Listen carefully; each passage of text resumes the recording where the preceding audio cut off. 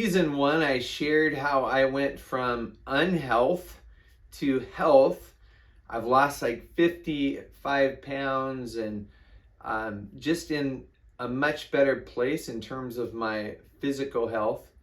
I shared how I went from languishing to competing, and I'm a guy that loves to compete. I'm very competitive, but coming out of COVID and just because of a lack of community and connections, I was really languishing. And my wife dragged me to the Y, and I discovered this game of pickleball and began to compete and really fell in love with the sport. So I went from languishing to competing.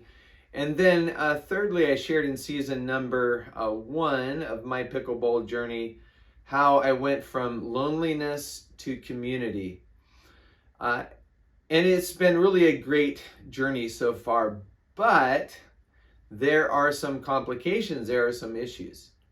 For example, you may have heard of pickleball addicts, and I may demonstrate some of those traits of addiction. And my wife, Jenny, sometimes complains that she is a pickleball widow. And so I'm trying to figure this out.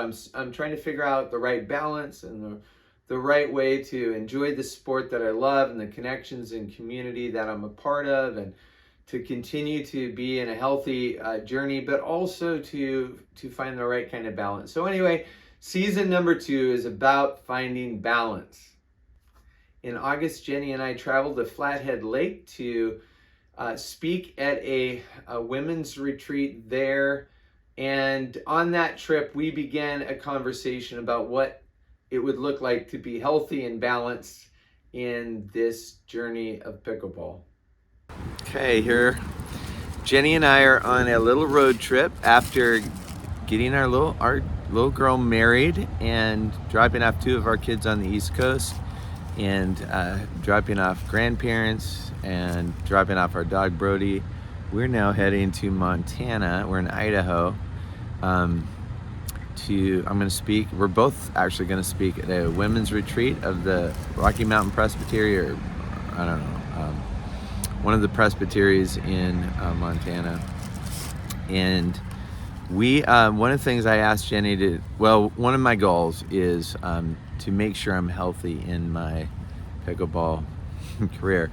Now, Jenny, give a little bit of the background of how unhealthy I was, and you know, in the middle of COVID, and how you asked me to go with you to the Y.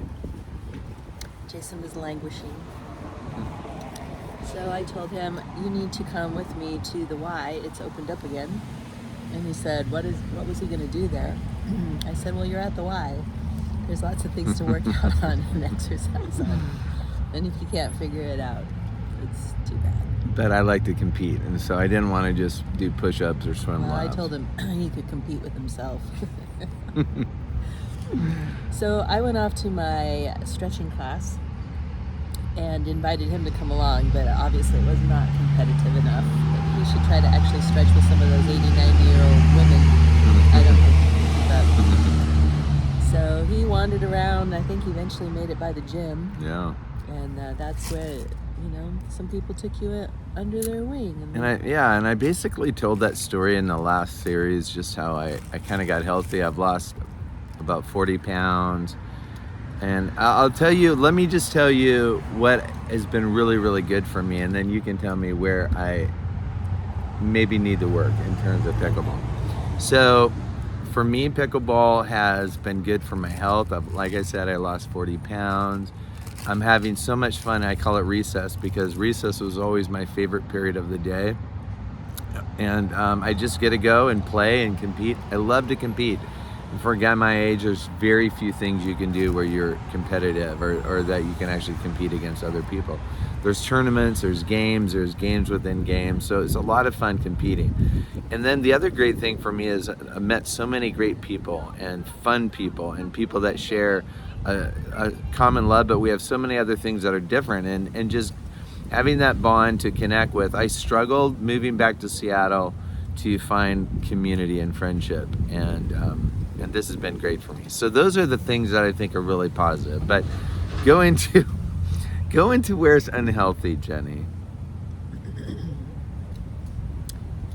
What was unhealthy? Well, I mean, I'm maybe playing 4 or 5 hours. The fact that I've abandoned you as my wife. So he he was in one unhealthy camp and he just swung the other end to the other unhealthy camp. So now it's a little bit too much. Too much fun. Pickleball. How can there be too much pickleball? Well, I think your body can't sustain as many hours playing. And it might have taken on, in Christian terminology, an idolatrous. Yeah. Almost like a too much. I realized I don't want to stand in the way of your playing pickleball, so if you want to play and I say, that's not received very well. Okay.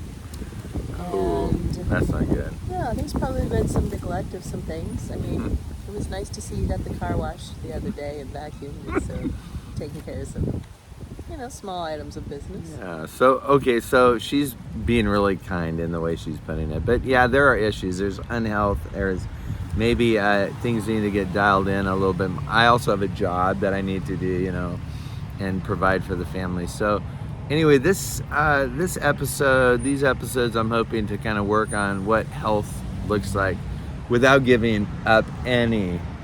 Well, okay, no, that wasn't the right way to put it. How would you? Without giving up pickleball, because I love it. I don't. Well, I do love it, but I love you more. What you can say is you want to make better choices. And so, for example, we're having breakfast this morning, and we're probably not eating the healthiest breakfast, but we did choose the sandwich with the lowest calories. So that was just a little shift. Well, I mean, what does that have to do with pickleball, though? Well, you're talking about being healthy, and you gained a lot of weight, so. Oh. It's not only pickleball that has to play as many hours. Yeah, you can't just be healthy in one area of your life. It has to be like all across the board. Oh, okay. So like I should be healthy in pickleball and healthy in my marriage. I don't always drink coffee, but when I do, I drink this coffee life. Thanks, Dismas.